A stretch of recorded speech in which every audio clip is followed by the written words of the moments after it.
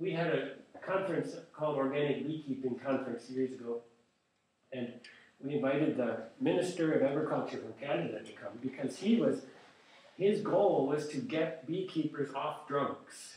That was what he said. He had a PowerPoint presentation back then, and he was showing us all the drugs that beekeepers give bees. Because they mistreat them so badly, they need to be supported with anti-diarrhea drugs, because we feed them sugar, they get diarrhea, so you give them anti-diarrhea drugs.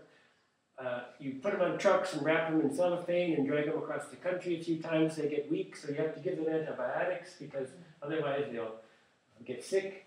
And there are mites that are taking over because you're not doing this method I showed you.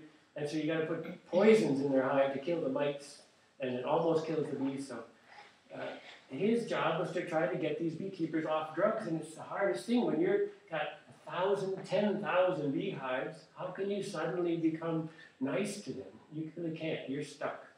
It's really a catastrophe to figure out how to change the culture of beekeeping without a collapse. It seems like a collapse is necessary. People go bankrupt, and then the new idea comes in. By the way, backyard beekeepers might be the solution if all the bees are dying, and you need some genetic bee that can survive today.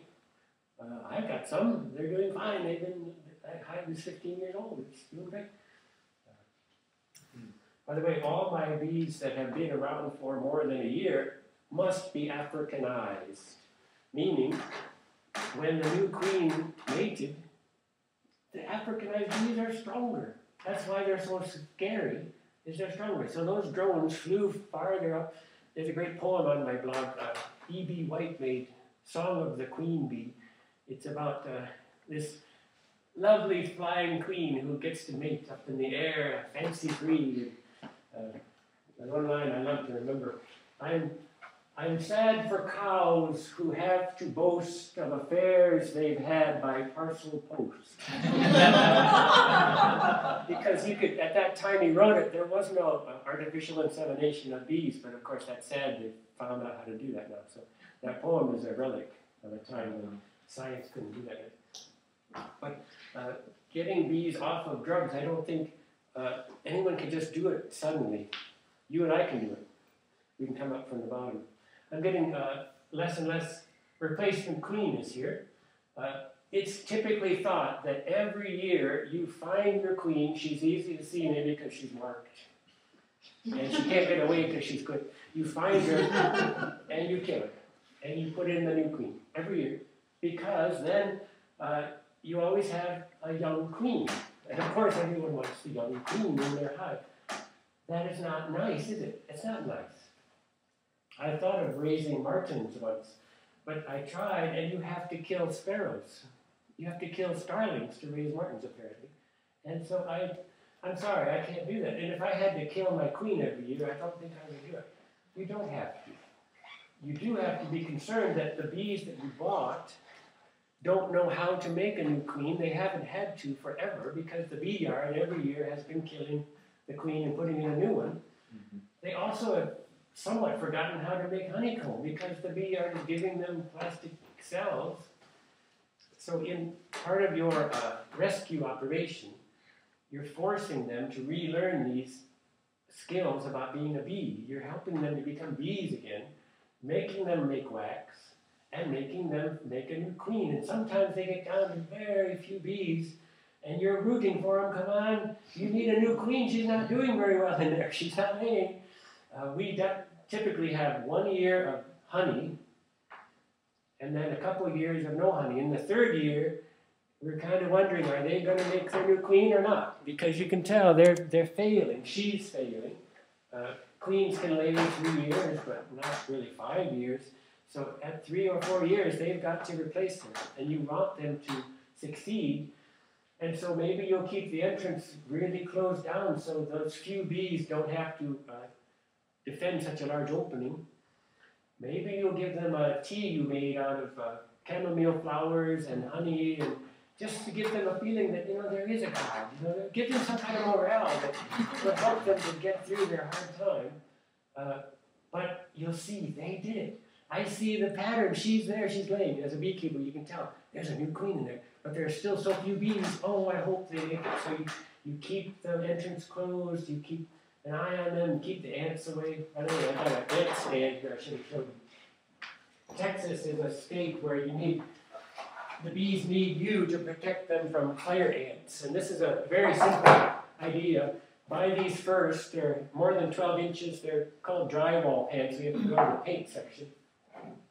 That determines this dimension and this dimension, and this is determined by the beehive itself. It's the bee bottom sits on that. Anyway, you put your beehive on that. Don't put oil, it's a vegetable oil you would add if you need it, but if you put it in the first moment, your bees may think they can walk home, and they can't. And so the first new beehive you get from the bee yard, at the beehive, the beehive was on the ground. Those bees have been walking home for their life. You put them on this with oil in it. The very first day you're a beekeeper, you find 10,000 dead bees in the pan, and you did it. And you did it because I told you to. So please don't put oil in. Put the stand there, but let it be, and keep an eye out for the ants. Watch for ants. And you can tell then if you're out there daily or every couple of days, if you're keen at least with your look, you can tell there's ants. And then on that day, maybe you can add oil, but it's possible you never have to add oil, but it's there if you need it. When you add it, yes. You don't remove it after you've added it. No, right? it's in there. But in the meantime, the bees have realized that's not a good way to go home. And they have learned, especially since in the summer, bees only live 3 months. They work so hard. Their little wings are beaten up, and they end up crawling away to save the colony, the expense of having to bury them. They crawl away and die in the bush. You'll see these bees walking away all year long. You say, oh, little bee, no, your home is this way. And you feel like, no, I'm too old. And it's really quite amazing. They don't want to burden it. I don't want to be a problem.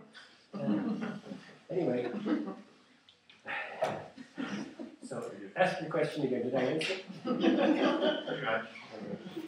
So it's just at the beginning that you don't want to... Because they learn that they can't walk home, and then when you put oil in, you won't see the 10,000 dead bees, because they're not walking home anymore. They're flying home. And it's just, grocery store, vegetable oil. Yeah, I use a peanut oil. It seems to go longer. You can buy 3 gallons for the people who, I've never done it, but it seems kind of cool. You get a big pot, 3 gallons of peanut oil, and heat, and a whole turkey. I don't know. It sounds kind of cool, a deep fried turkey, right? But anyway, 3 gallons of oil is quite convenient. It's from the cheaper, and it doesn't get rancid like other oils. So I always have peanut oil around. You need a long bottle to get under the beehive to get it in there when the bees are coming and going. So maybe you transfer it from the 3 gallons into something else. That's my list. I have any questions I can answer for you if you like, but otherwise we turn to tasting more honey. Yes, in the back. What would you rename the word swarming to? Yeah, I wish I could know. Party, I already called something a party. Every few days in the spring there's a bee party. And the bees inside, they are born from their pupa. They work a couple weeks cleaning up. As soon as they come out, they start cleaning up. But after a couple weeks, they're ready to go work outside. And they wait until enough of them are ready, and they all gush out. And they've never been out before. And so the first thing they do is turn around, and they learn where they live. And so all these bees are facing their hive, and they get farther and farther away. And if you look, you see, just naturally they're going left and right, but they're going up and down. So they're making these beautiful figure eights in the air, and it's wonderful to watch. I've got a couple videos on my blog. And then they're high enough that they just go to work, and they're gone. And they figured out everything about where they live. And so I already called that party. I don't know what to call the swarming otherwise. That should be a nice name. If you think of it, go ahead.